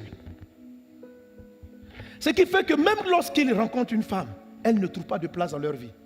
C'est ce que je vous ai dit dans le livre. Qu'en fait, pour dire, il faut rimer avec Dieu. Quand Dieu dit qu'il n'est pas bon d'être seul, il faut que toi-même tu reconnaisses que tu as besoin de quelqu'un dans ta vie. Pas tu as besoin d'une partenaire sexuelle. Il faut savoir que tu es un homme d'affaires, mais tu as besoin que quelqu'un vienne compléter tes affaires. Quand tu es orgueilleux, que tu te sens trop bon, ta femme n'aura pas de place. Quand tu es une femme, tu sais trop faire tout ce que tu sais faire. Et tu es trop bien. C'est pourquoi plus vous prenez de l'âge, plus c'est difficile de se marier. Parce que quelqu'un qui passe 40 ans, il est déjà trop formé. Il sait exactement ce qu'il veut manger. Or, pour pouvoir se marier, il faut créer une place, pour créer un nouveau goût alimentaire, pour permettre au goût de ta femme de venir s'imbriquer dans tes goûts à toi. Si vos deux se rencontrent, vous allez faire... Tu ne vas plus vouloir manger à la maison parce qu'elle fait ce qu'elle est déjà formée. Quelqu'un n'a pas compris. Si tu as compris, donnez-moi amen. Alléluia. Alors, comment est-ce qu'on se prépare à ça? Et là, je l'ai vraiment expliqué au culte précédent. Et vraiment, il faut que vous ayez cette partie. Amen. Mais dans l'ensemble, l'attachement. Et hier samedi à la prière, c'est sur quoi j'ai prié. Pour faire la lettre G. La lettre G, c'est le mot quoi? C'est la guerre. Amen. Il faut vous battre. Satan a peur. Vous avez... on va revenir sur Ecclésiaste chapitre 4, verset 12. Il est dit... Deux valent mieux qu'un parce qu'ils retirent un bon salaire de leur travail. Donc quand on est deux, on est unis. Dieu nous donne du bonus dans toutes les activités que nous faisons. Madame, tu es dans la couture, mais le fait que tu sois complice avec ton mari dans ta couture, tu vas voir ce que ça va donner. Tu vas avoir un meilleur salaire. Monsieur, le fait que tu arrives à la maison après ton travail et que tu trouves dans ta femme quelqu'un avec qui tu peux parler, tu peux discuter des sujets sans qu'il y ait des palabres. Ça va, boum. Vous allez développer une intelligence hors du commun. C'est comme si le ciel va venir entrer dans votre couple. C'est vraiment merveilleux de pouvoir être à deux. Mais il faut être en accord. Il ne faut pas être simplement avoir une alliance au doigt. Ça, tu as vaincu le célibat. Mais tu n'as pas traité le problème de la solitude.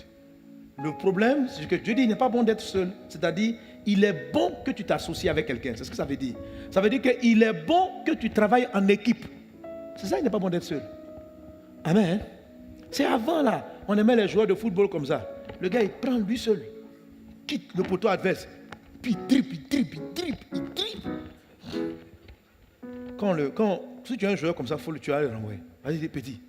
Il n'est pas bon de jouer seul. Fais la passe.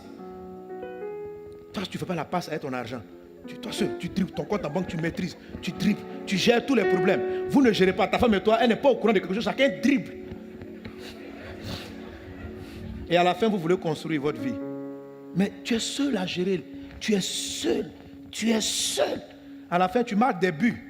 Mais plus tu avances, plus tu t'épuises. Pourquoi ce n'est pas bon qu'un joueur soit seul? Même s'il est le plus fort, même s'il est Messi, même s'il est Pelé. On va te vaincre parce que tu seras épuisé. Pour bâtir ta première entreprise, tu as eu plein de sueur, tu as fait ça. Deuxième entreprise, troisième. Quand toute ton énergie est finie, tu n'as pas pris tu n'as pas travaillé en équipe. Satan va te frapper. Il va faire fermer ta boîte, fermer ton truc. Tu vas voir que tu as construit une entreprise, dans tes vieux jours, la boîte va fermer. Tu ne vas pas laisser un héritage aux enfants de tes enfants. Et tu vas avoir tes yeux pour pleurer. Pourquoi? Tu n'as pas travaillé en équipe. Est-ce qu'on est ensemble là? Demande le texte. Devant quelqu'un parce qu'ils tirent un meilleur travail. Qu'est-ce qu'ils font encore? Ils ont quoi? Car s'ils tombent, leur élève son compagnon. Donc quand c'est les deux de Dieu là, il peut arriver qu'un soit en difficulté. Mais quand vous êtes en équipe, selon Dieu, alléluia. Il y a un frère qui me donne le témoignage. Tout à l'heure, il me dit, j'étais dans une affaire de justice. Et ma femme ne croyait pas du tout. Je dis, il faut que je gagne le procès. La femme me dit, oh, fais ça. Moi, je ne suis pas là-dedans. À la limite, elle a critiqué son mari. C'est perdu. Le mari, ça lui a fait très mal. Que sa femme l'ait laissé seule. Et il s'est battu jusqu'à qu'elle a gagné le procès. Quand elle a gagné,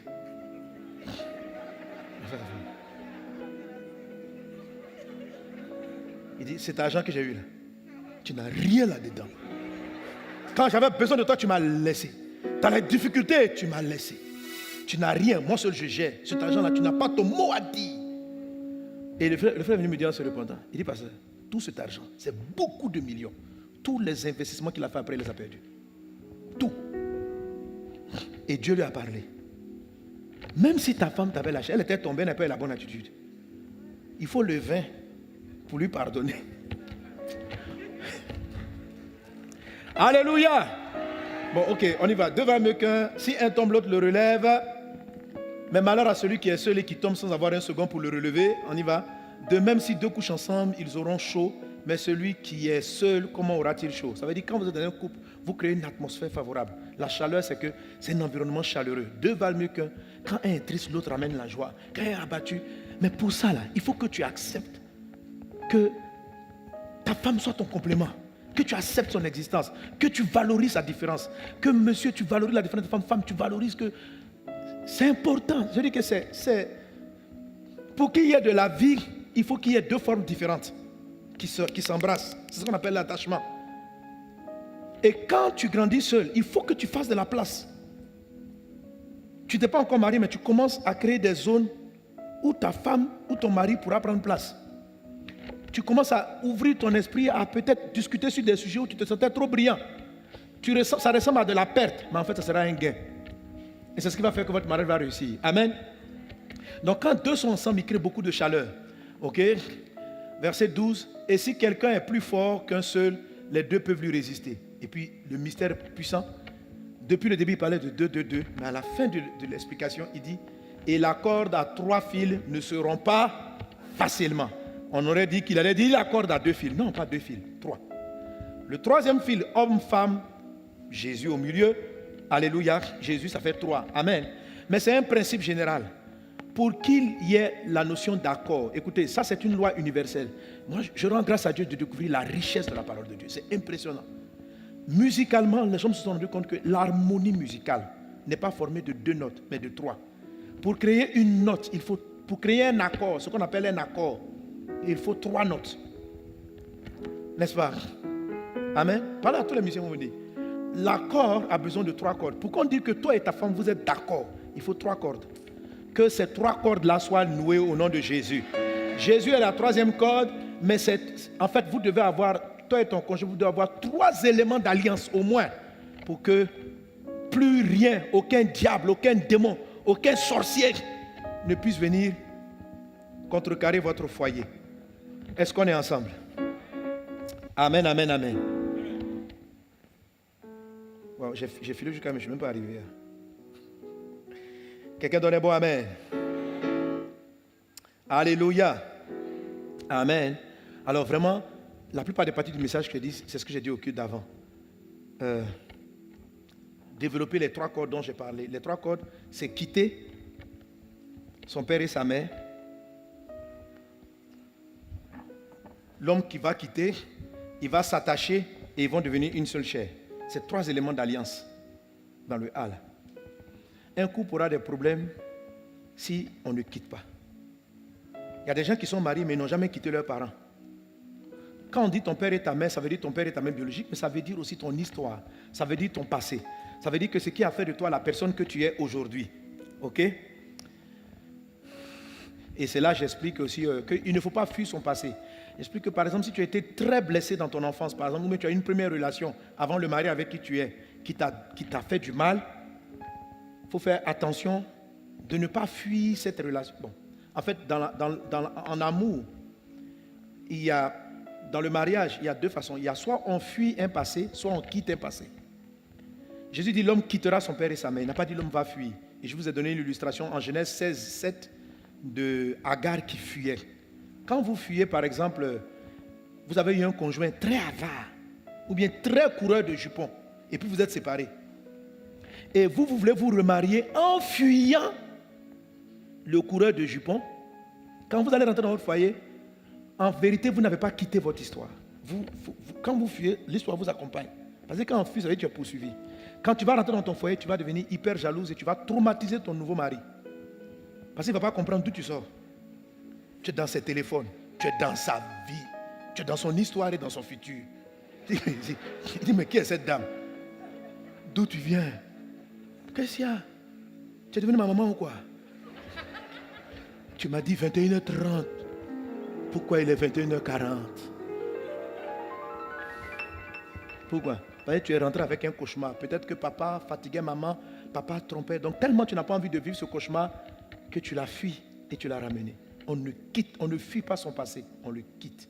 On range les affaires, on dit au revoir, je m'en vais me marier. Pour qu'un mariage tienne, il faut quitter l'histoire et pas fuir l'histoire. Il faut être guéri des blessures de ton passé, des frustrations, des tromperies. Et hier, on a prié à partir de ça, c'était vraiment fort. Il y a eu beaucoup de délivrance. Il y a eu beaucoup de délivrance. Quitter, ça veut dire aussi vraiment quitter. Alléluia. Et là, quand même, il faut que je... Amen. Je crois que j'ai dit ça quand même. Alléluia. Un monsieur, c'est surtout l'homme. L'homme doit quitter. Parce que quand tu quittes, ta femme va quitter pour venir rester avec toi. Mais si tu ne quittes pas, c'est compliqué. Il faut quitter. Quitter ton père et ta mère, c'est ne pas emporter avec toi. C'est de savoir qu'avec toi, Dieu commence quelque chose de nouveau. Alléluia. Alors même sur le plan physique, quand tu vas te marier, n'amène pas ta femme dans la maison familiale. La Bible dit, la femme sage bâtit sa maison. Une femme bâtit sa maison. Elle ne bâtit pas la maison de ses beaux-parents. Alléluia. Il faut faire très attention. Vous savez, pour qu'il y ait accord, il faut qu'il y ait quitté. Il y a des gens qui veulent qu'il y ait l'accord, mais qui n'ont pas quitté, seulement ils se sont attachés et ils sont devenus une seule chair. C'est un mariage à deux fils. Il n'y a pas le quitter. S'il n'y a pas le quitter, il y aura un problème. Satan peut vous briser.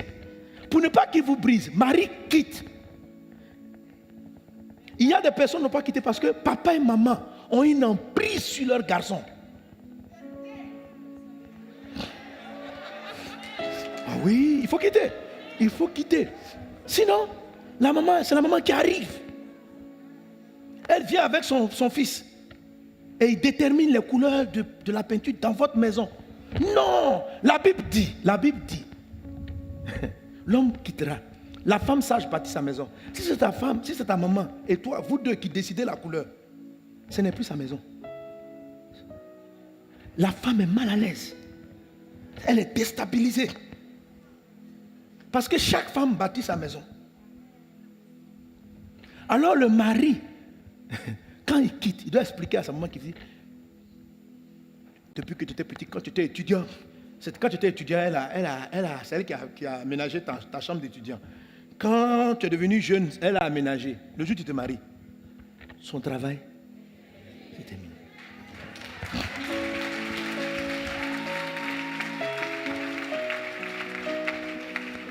Et quand elle va venir pour régner, tu la regardes comme ça. Maman, ici, c'est la maison de... Gasparette. Mais ce n'est pas Gasparette. Si vous ne faites pas ça, vous allez tuer votre foyer. Oui, vous allez tuer votre foyer. Il faut quitter. C'est que Dieu dit là. Tu n'as pas créé le mariage. Il est Seigneur. Il te dit de quitter. Tu ne peux jamais découvrir la réalité de la valeur que Dieu a déposée dans ta femme si elle n'est pas dans sa maison. Elle a besoin d'être dans sa maison.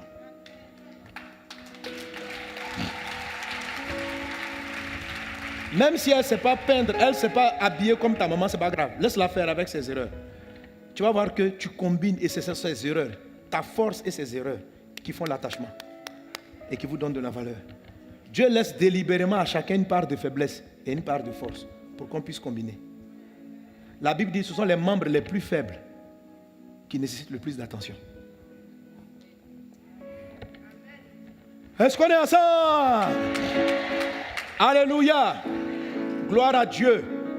Voilà. À partir de ce lien-là seulement, l'ennemi peut attaquer les esprits des parents, les démons de la maison de ton père, les démons de la... Où ils peuvent rentrer puis embrouiller ton foyer. Mais quand un homme s'est quitté, il protège sa femme, ses enfants. Quand tu n'as pas quitté, il y a un filon. C'est-à-dire, il y a 3 fils, mais toi, il n'y a pas 3. Il y a 2. Et puis le filon familial là est là. Et le diable rentre là-dedans. Puis il attaque, va attaquer tes enfants, attaquer le truc. Tu seras surpris de voir que les gens sont ce que tu ne veux pas qu'ils soient. Mais il y a un autre filon là, que tu n'as pas coupé. Tu n'as jamais quitté. Tu t'es attaché, tu es devenu une chaise sans quitter. C'est une corde à 2 fils, pas à 3. Il faut 3. Fais comme ça, puis monte à ton voisin. 3.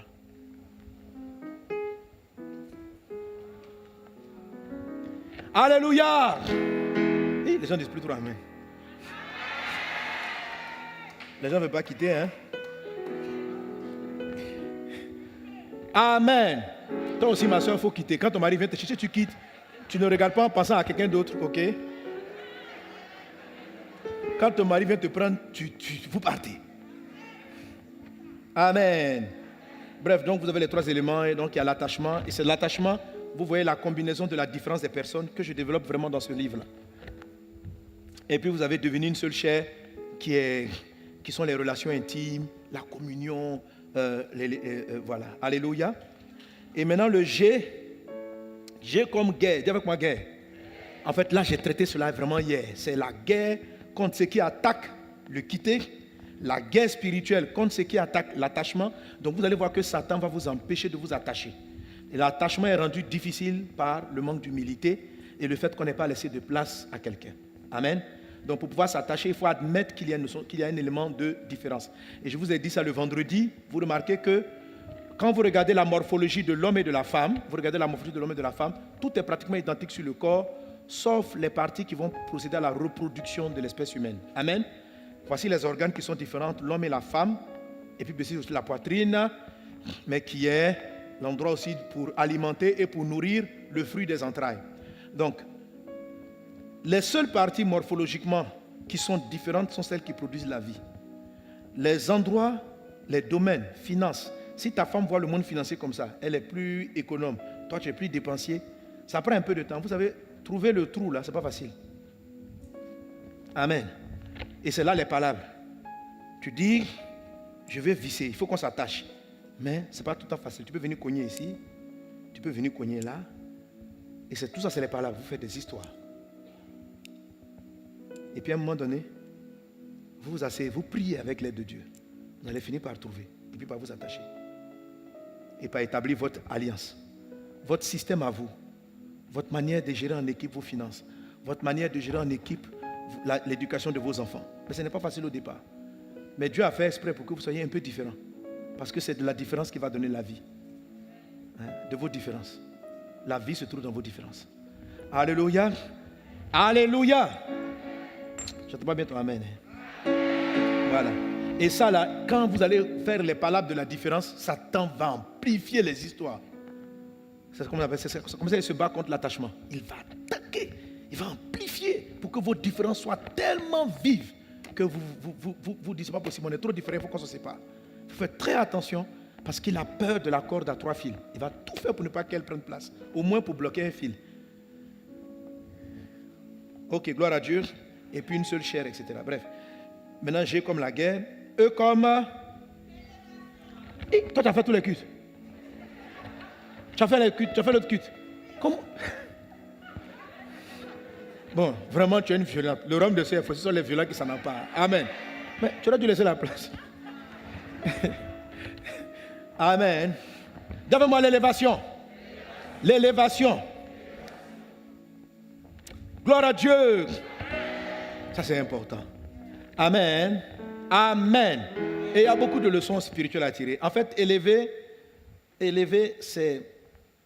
Vous savez, quand la Bible dit deux valent mieux qu'un, ça veut dire que quand vous êtes ensemble, vous arrivez à surmonter de plus grands défis. Les défis arrivent et puis vous passez au-dessus. Élévation, là, c'est monter, aller haut, aller en hauteur, aller en hauteur. Il y a toujours des problèmes qui sont élevés. Mais si vous êtes ensemble, vous allez passer au-dessus. Alléluia.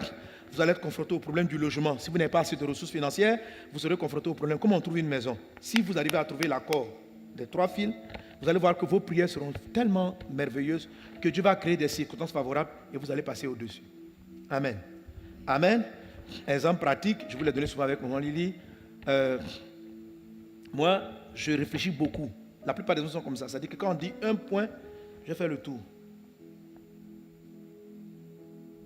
Comment, pourquoi? C'est-à-dire qu'elle dit, chérie, il faut qu'on ait une maison maintenant.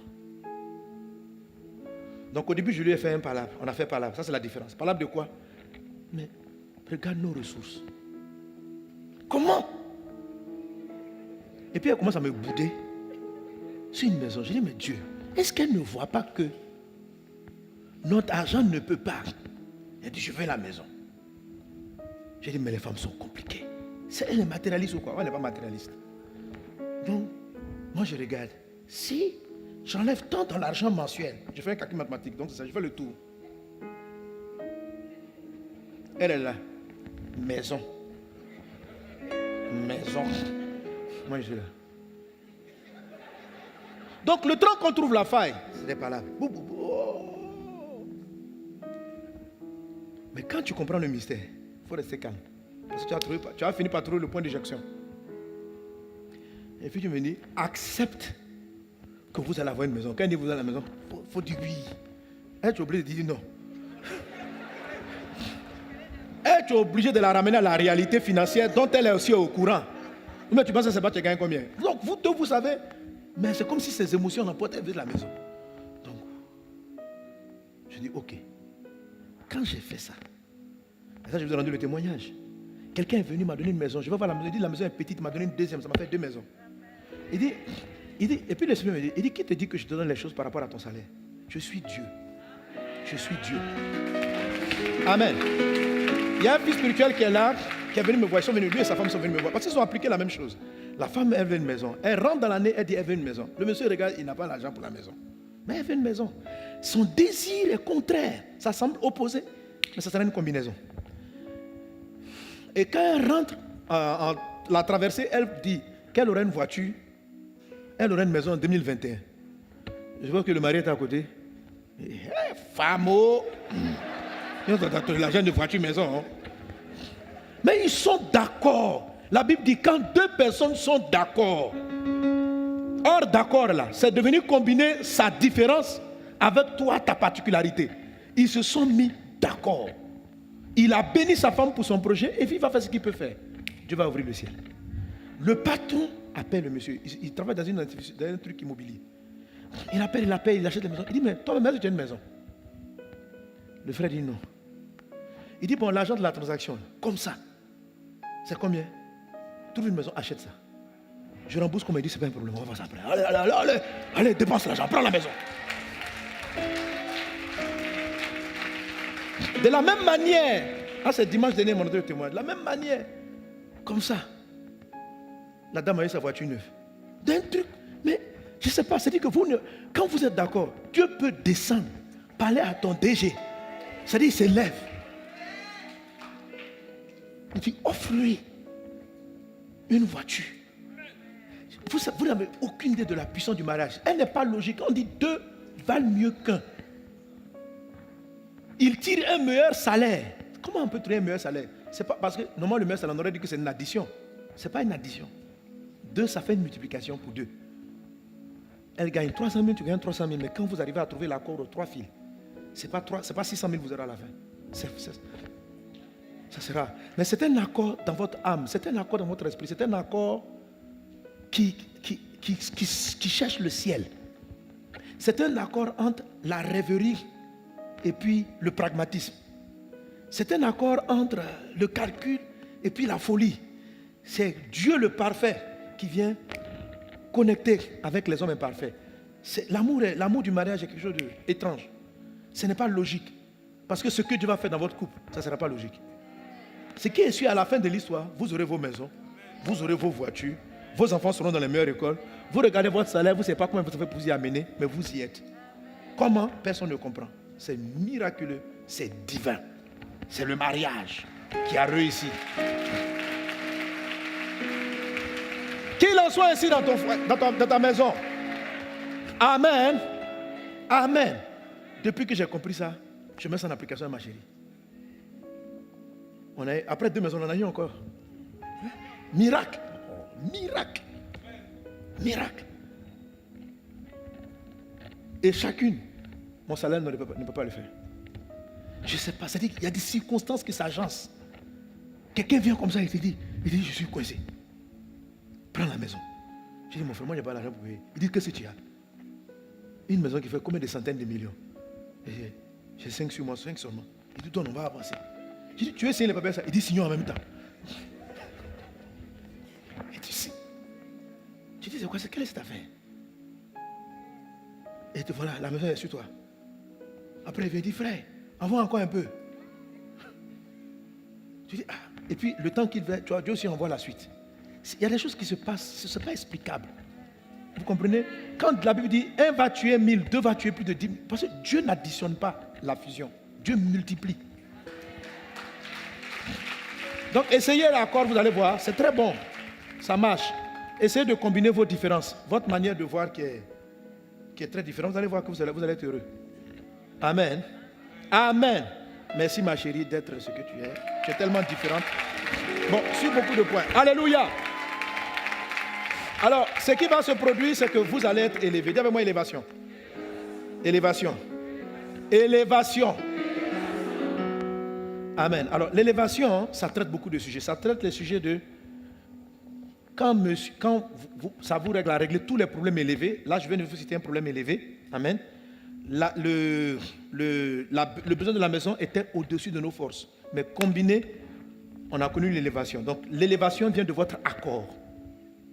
Vous allez monter parce que vous êtes ensemble. Alléluia. Vous allez surmonter toutes sortes de difficultés, de problèmes, si vous savez vous combiner. Mais l'élévation, elle peut être élevée avant élévation professionnelle, sociale ou financière. C'est-à-dire qu'un des conjoints peut recevoir beaucoup d'argent. Donc, ce chapitre d'élévation-là traite ça. La Bible dit que Jésus-Christ, qui est l'époux de l'Église, est monté au ciel. Mais la Bible dit qu'il est monté. Amen. Il nous a fait monter d'abord en esprit avec lui.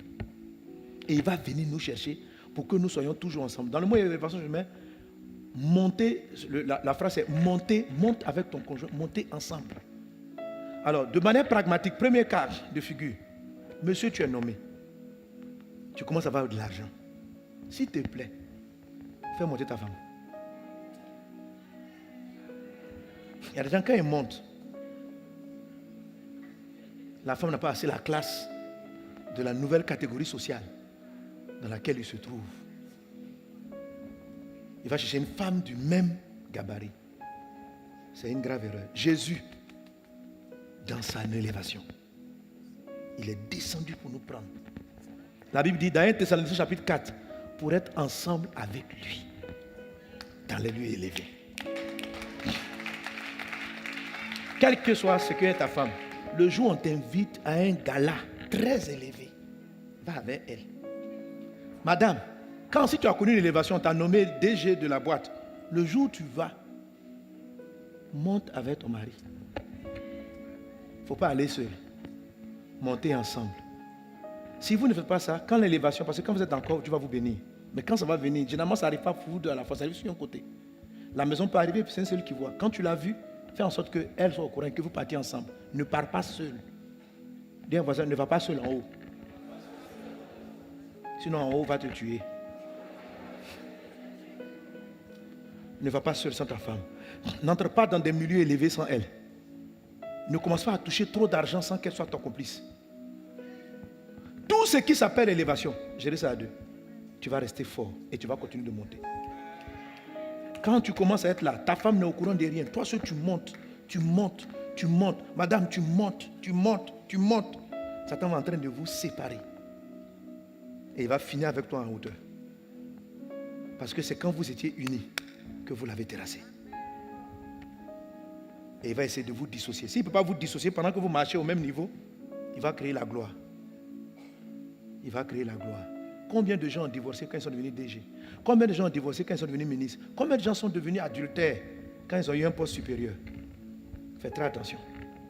Pour que le mariage réussisse, soyez prêts à l'élévation. C'est pourquoi Dieu même trouve que souvent il est bien que vous ne soyez pas élevés. Tant qu'ils te regardent, non. Je connais des frères ici, après ils ont voyagé, ils ont commencé à faire 2-3 voyages, ils ont commencé à avoir l'argent, ils regardent leurs femmes d'une manière. Bon, c'est un aspect de l'élévation. Je vais dire le reste au troisième culte. Que Dieu vous bénisse abondamment.